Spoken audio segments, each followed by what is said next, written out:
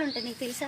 ఆగు చింతలు ఆగు ఆగు పొట్టాడు ఇక్కడ ఇది పట్టు ఎందుకని మంచిది పట్టు ఏ లడ్డు పెడుతున్నావు దాన్ని చేస్తా అక్కడ కట్ చేద్దాం కాడ ఉన్న కాడ కట్ చేద్దాం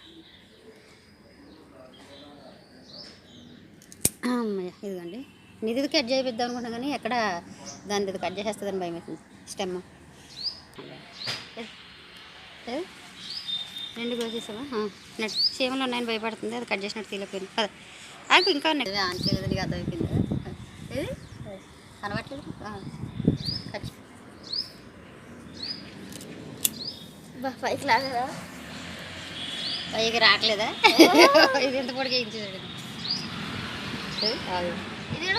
డంబారే డంబా డంబా డంబా మన షుగర్ కింద టైప్ ఇది పట్టుకొచ్చి కోసే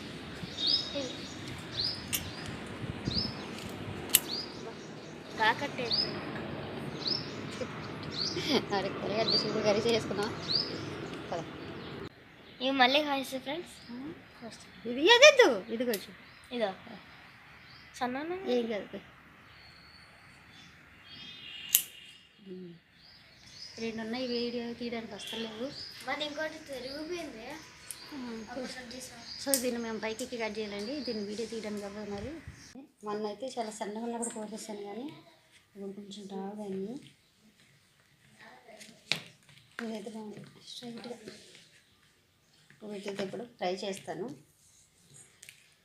ఇక్కడ ఏదో కొంచెం గోడకు తగిలితే ఇదైతే అట్ట గోడకు తగలకుండా పెట్టాలట నాకు తెలియక అలాగే ఉంచేసా అది అట్లా డ్యామేజ్ అయింది కొంచెం చిన్నది ఫ్రై చేద్దాం వీటిని తినేద్దాం ఇదిగోండి వైట్గా ఉన్నది మొత్తం ఇలా గీకేది కానీ లేతగా ఉన్నాయి కదా గీకుతుంటే మొత్తం ఇది ఉడిపోతుంది ఇట్లా గీకేద్దాం అన్ని కాయలు గీకేసి కొంచెం సాల్ట్ వేసి రుద్దేసి ముక్కలు కట్ చేసి అప్పుడు ఫ్రై చేస్తాను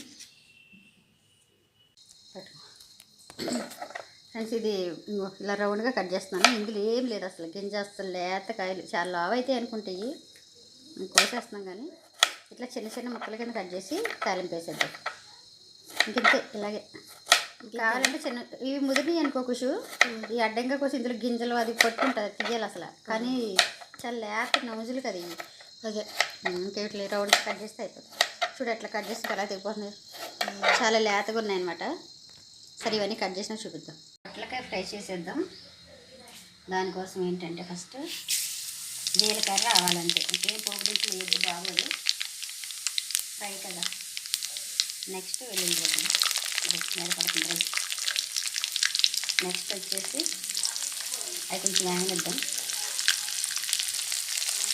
ఇందులో కారం ఏమి వేయకూడదు ఓన్లీ ఎండుమిర్చి వేసుకోవాలంటే అప్పుడే బాగుంటుంది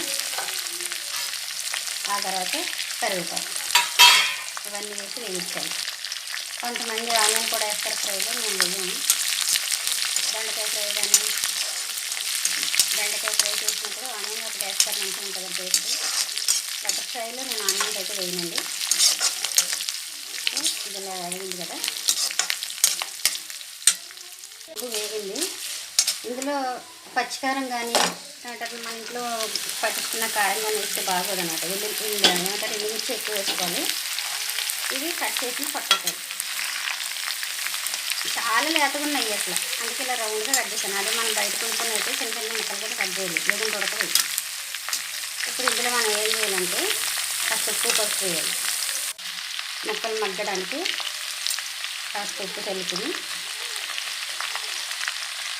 నెక్స్ట్ పసుపు వేసి మూత పెట్టండి పేస్ట్లాగా అయిపోయి లేతగా ఉన్నాయి కదా ఇలానే తగిన చిన్న తగి పెట్టి ఉడికించాలి సరే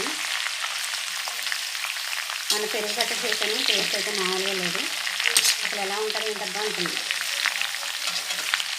మా అత్తే చెప్పింది ఎలా చేయాలని చేసేసాను చాలా బాగుంది టేస్ట్ సో దీన్ని ఉడకనిద్దాం ఇప్పుడు మన పొట్లకాయ ఇది రెడీ అయిపోయింది దీన్ని ఇప్పుడు తినేద్దాం కదండి ఇక్కడ అన్ని ముక్కలు వేస్తే ఎంత అయింది కొంచెం తొందరగానే ఉడికింది పులుసు అంత వేస్తే అదిరిపోయింది సింపుల్గా చేసేసుకోవచ్చు పొట్లకాయ కావాలంటే ఇందులో మనం పెసరపప్పు వేసుకుంటే కూడా బాగుంటుందంట పాలు వేసుకుంటుందంట ముందు రెసిపీలు అవి కూడా చేసేద్దాం ప్రజెంట్ అనేది పొట్లకాయ ఓన్లీ పొట్లకాయ ఫ్రై నచ్చితే లైక్ చేయండి అండి.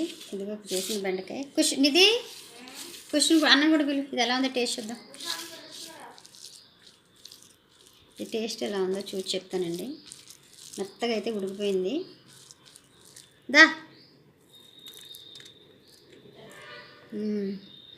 నిజంగా చాలా బాగుంది. ఎప్పుడో చిన్నప్పుడు తిన్నాను. ఈ మధ్యన అసలు వండట్లేదు. ఇది పట్లగా చాలా తక్కువ వండుతాను. దాని టేస్ట్ చూడు.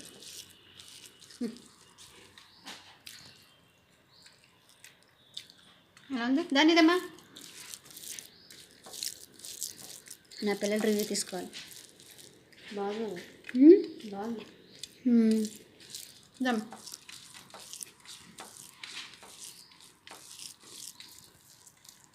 దా ఇందులో కారం వేయకూడదు, ఎండుమిర్చి వేసుకోవాలి. ఎలా ఉందమ్మా? బాగుంది. నిజంగా బాగుందండి.